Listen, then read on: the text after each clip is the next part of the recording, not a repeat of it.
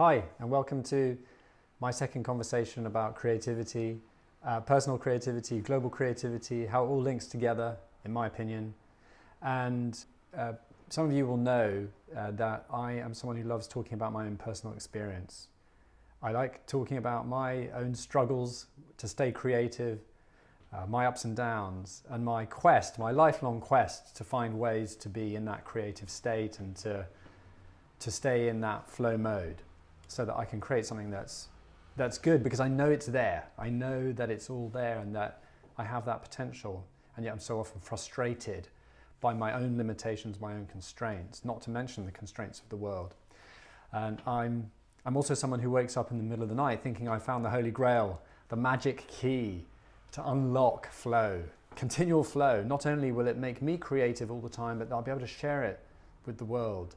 And we'll all be magically in flow together, and I'll be giving workshops that are incredibly simple but very powerful. And of course, life isn't like that, as I discovered this week when we got an email from our 5-year-old school on Sunday evening saying that apparently there had been a COVID case in the class and therefore we were going to have to self-isolate for 10 days. Thank you very much for letting us know. So no school the next morning for him or for his little brother, no baby care, no outings, nothing. Suddenly we had to pivot our whole week and had to find a way to stay creative, and for me to do my work and for my wife to do her work and for us to manage the kids and so on. Sudden chaos, as if we're just being kind of submerged back into 2020 again, unexpectedly. Now, I was pleased with myself, with how I responded to this, because I think both of us, we felt like, okay, there's a moment when you can actually go into some kind of anger, shock, denial, confusion, raging and complaint. And I was able, thanks to the investments I've made in the past in my own space, time, creativity, to not go there.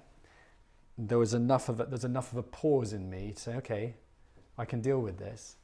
I've got this. There is a way to do this creatively. Let's do it creatively. Let's view this as an experiment in creativity, in being creative, in responding to the world's complexity. And it hasn't been easy. And I have not been creative all the time. And I have been into trigger states and not at my best.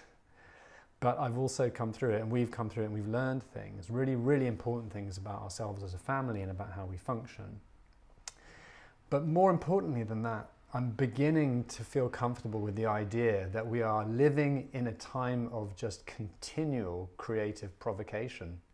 It's as if the volatility created by technology of all kinds, from air traffic bringing people all around the world so that pandemics can suddenly tilt systems into chaos, to digital technologies that make information widely and suddenly available, that volatility is a permanent condition, and perhaps even an accelerating condition. You know, you feel it every day, or you feel it on days when things go wrong or things change. And whereas change used to be the responsibility of those in charge, perhaps those running businesses, governments, large corporations, it's now our job every day to deal with that complexity creatively. And I believe it's a challenge to us to find in ourselves that creative state that we need to find in order to become creators of our own world. There is a challenge to us now to raise our game, because there are just so many things that are out of control. The long shopping list of issues that we face, that perhaps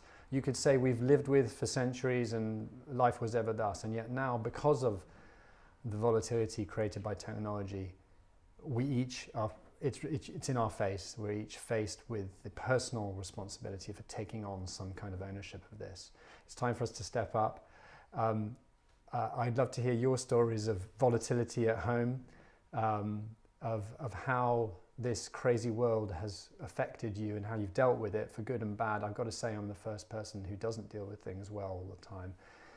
And yet we celebrate when we succeed. We celebrate our little victories, our moments of overcoming and composure and staying in flow. I hope you'll stay with me and join the conversation. I look forward to talking again soon.